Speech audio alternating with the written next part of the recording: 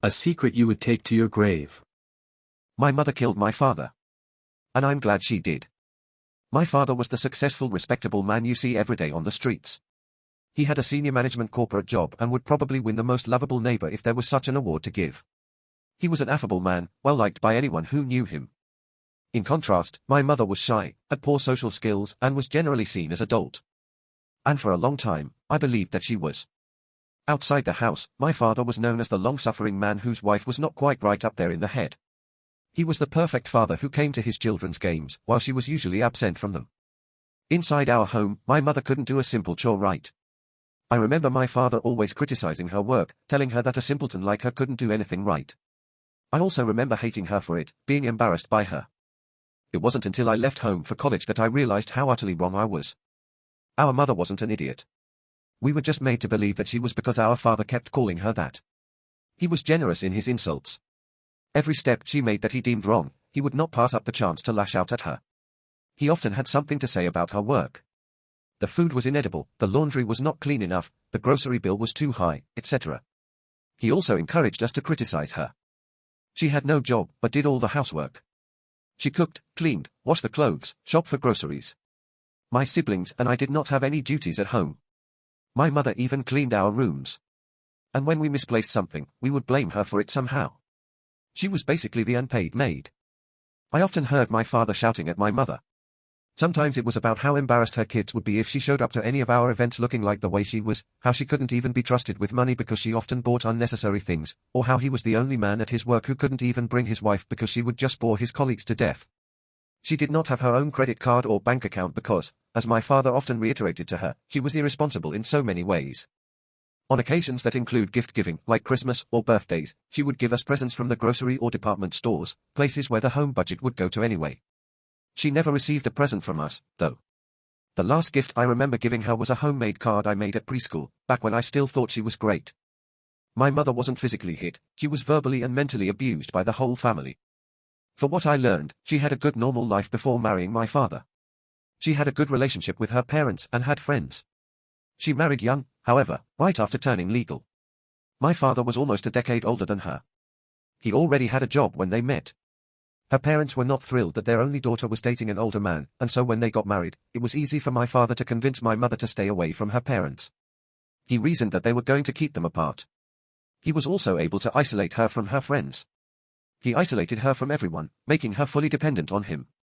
I have two younger sister and brother. When I left home, they were 16 and 15, and so I was sure they continued treating her as horribly as I did when I was at home. We were so convinced that our mother was an idiot who would embarrass us in front of our friends. For us, our father was a saint who put up with his stupid wife. College taught me a lot of things, the most important of which was that I was complicit in my mother's abuse. It wasn't an overnight lesson. I was in denial at first because my dislike of my mother was so great that I wasn't willing to open my eyes. The few times I returned home for the holidays, I tried to change my behavior towards my mother. It wasn't easy because I was used to treating her a certain way. I tried to explain to my siblings that we were wrong about our mother. But I guess if I were also in their place, I also wouldn't take kindly to our brother who got out of the family home and started lecturing us about the way of life. I couldn't blame them. Our father's influence and teachings had been so hardwired in us that it took me physical distance just to see the truth. I got a call from my brother one night. In a hysterical voice, he informed me that our father suffered from a heart attack and did not make it. I did not have all the information yet when I hopped into a plane to rush home. I was there in a few hours. A neighbor was staying with my siblings when I arrived. Our mother, I was told, was still on the way home from attending her own father's funeral. That was unusual. I had never met my mother's parents. I was sure she cut them off from her life. My sister told me she heard our parents arguing. Again, that was a new thing. Our mother never contradicted our father. It wasn't a loud argument, but it stood out because our mother was apparently answering back, though still hesitantly. She left a couple of days before our father's passing. She arrived a few hours after I did.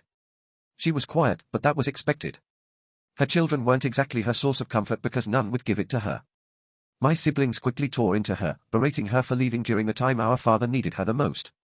Mother took all their verbal attacks, not even uttering one word to defend herself. She did not shed a tear until we were allowed to see our father's body later. While my siblings were wailing, she was sitting in the corner quietly crying. The days went by in a blur. I arranged the funeral and everything else. The neighbors saw a devastated family by the passing of their beloved father. They saw our mother almost catatonic with grief. What they didn't see were the pills she threw out from the nightstand in their room. I checked it from the bin later when everybody was asleep. I waited until everything had settled down and the funeral was done before I asked how she was.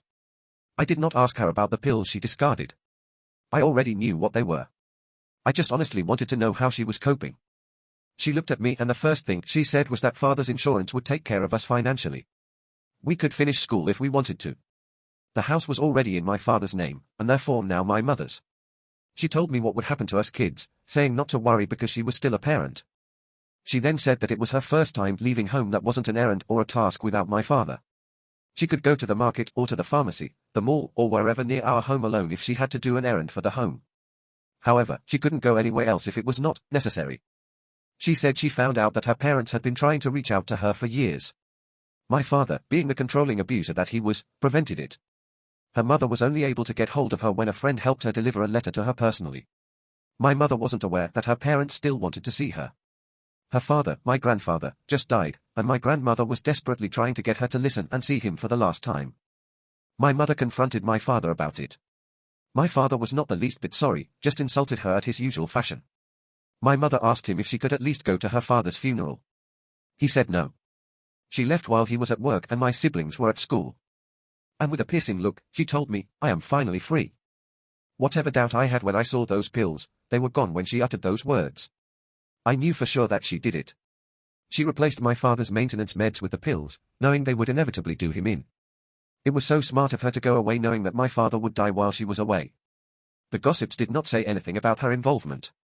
We lived in a small town, unless it was an obvious crime, they wouldn't thoroughly investigate the cause of death. My mother was a smart woman trapped in an abusive marriage. She just learned how to regain herself back.